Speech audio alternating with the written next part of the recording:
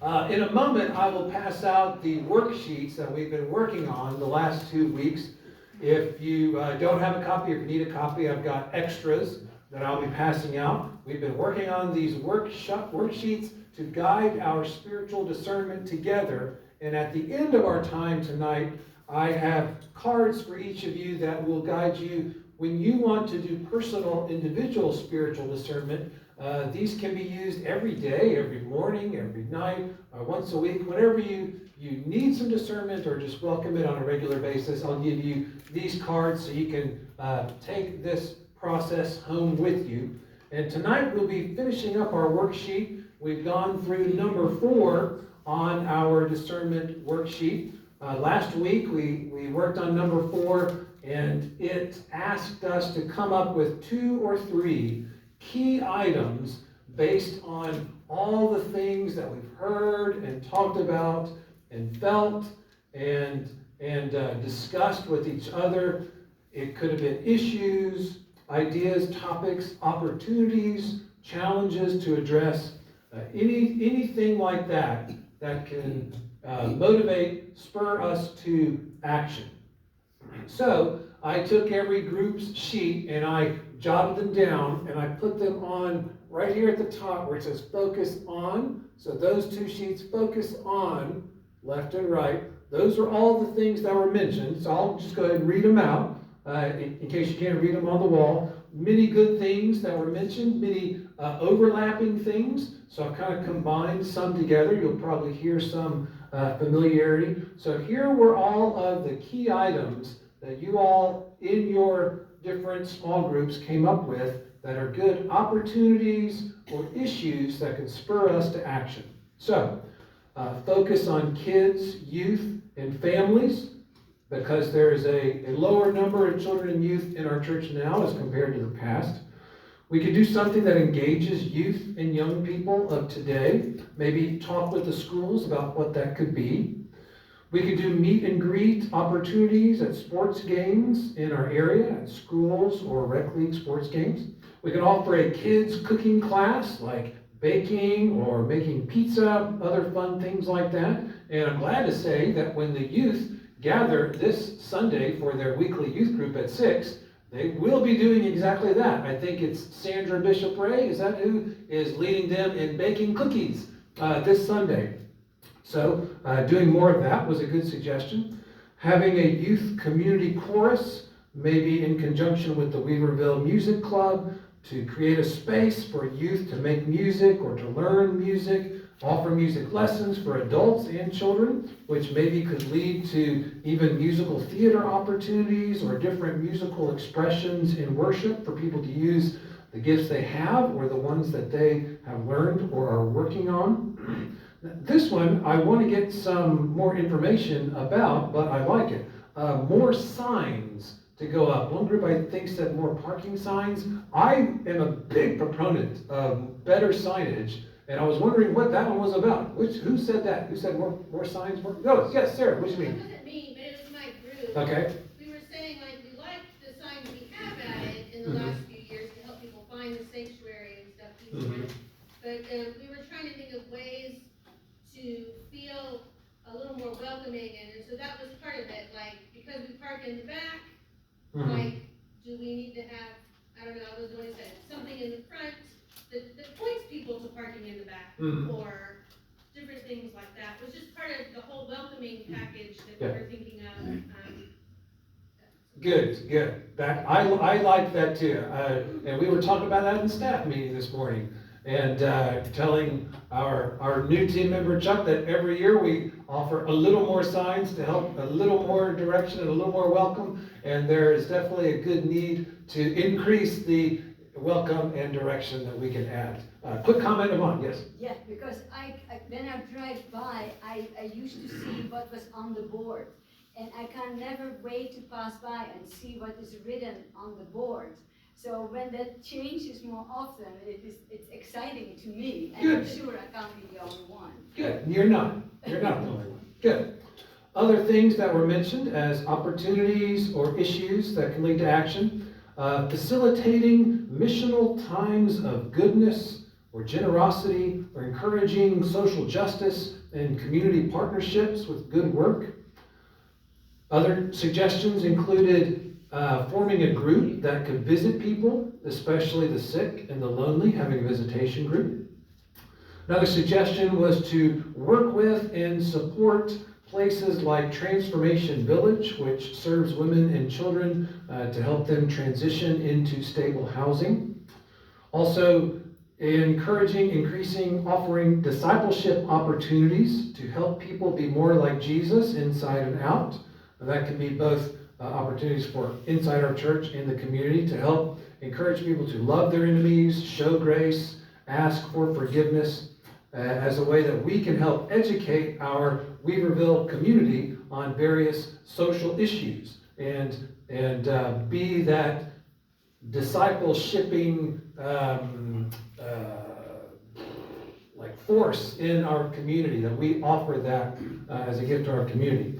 Also have a welcome and outreach committee and continue doing good community connection activities like going on hikes, the big questions, discussion group, having picnics, offering things on Main Street during festivals, that kind of stuff. So those were the key items and issues, and I summarized them on those two sheets, the top right corner, the focus on.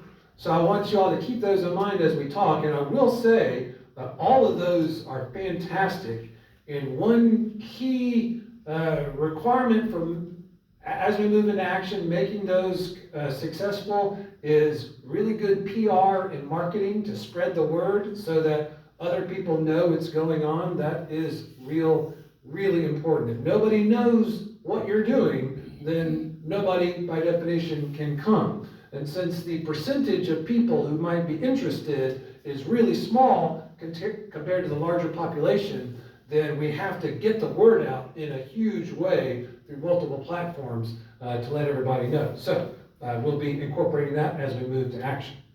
So tonight, when I give out the worksheets, we're going to move down to number 5 at the very bottom of the back. And if you or your small group wants to spend more time on number 4, focusing or honing some of those key items, then that's okay. Tonight, we're going to determine what the next faithful steps can be. We're going to turn challenges into opportunities, problems into issues that we can work on, that can inspire us to action to address them. So number 5 tonight is about hopefulness for the future. And I wanted to read all the group's suggestions of key items so that you can have all of them in your head as you talk about looking forward, hoping for the future. I want you to be thinking, what could the future look like for us and for this place? And as you share and as you kind of dream together, remember to always listen and respect what's on other people's hearts, even if it wasn't on your heart yet, as we let the Holy Spirit speak through each of us during this time. And then as you talk about the very bottom question on the back of the page, continue to keep those key issues in your mind, because that's where we're going to keep honing down. And that was the shape that I mentioned last week. We're starting with a lot of things, and we're going to keep honing and keep focusing. And if you repeat, because there's a lot of repetition, but that's okay, because we're really focusing and honing down. It's all part of that process. And I do want to remind all of us that the step after tonight is action. And they will be continued steps, and we will refine the actions that we take as we focus on these key items, as we learn how we can do them, what do we need to learn, what do we need to know, as we reevaluate. It is all going to lead to action. Otherwise, like I said at the very first Wednesday in January, it's all just kind of empty talk. And a lot of churches have done that over the decades. Every few years, tons of churches will have like a visioning time where they will talk about, oh, what do we want to see? And it'll be nice talks, and it'll be great ideas, and it's always the same. More numbers, more people, it's always the same, every church, every few years. And they'll say it, but then there's no actions that happen. Not this time. We're all doing this together. We're going to hold each other accountable, as we continue working and lead to action. So at the bottom of the worksheet, you will think about what kinds of actions would need to be involved to help us move towards those hopes. What would be needed to make those things happen, to really kind of happen. So if you have been in a small group the past few weeks, go back to that spot to where you were. And if you have not, if you were not here the last 2 weeks, then we will put you in a group that truly needs your insight and your wisdom. So I've got worksheets for everybody, and I've got your group's scribal notes that I will pass out as well. This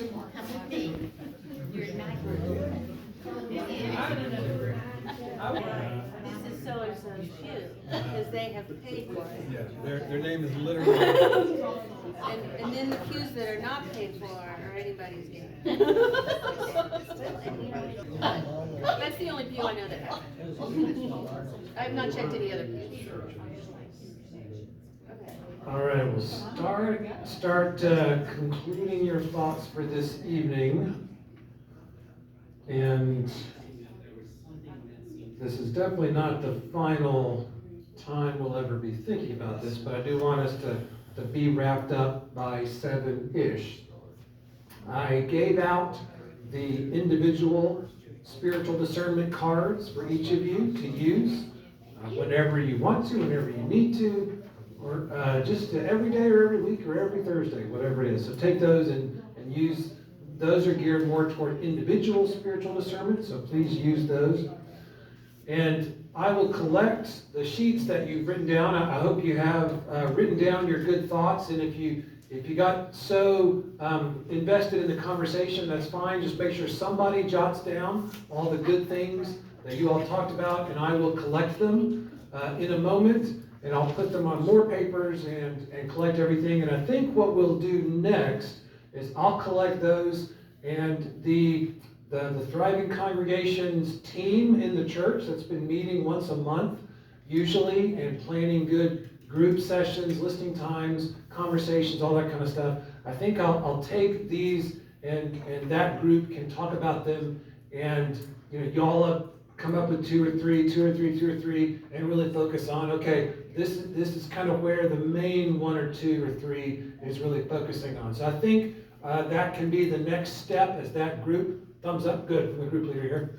And then we will get back to you. But know that all of the things that you've shared and talked about the last few weeks are vitally important, and they are already being used to give our church some focus on really good things that we can do next. So that will be, as the Thriving Congregations team meets, we'll come up with what are the practical, immediate next steps. So we'll go ahead and pause it now. I would love to get some sharing, but I wanted to give your groups more time to talk.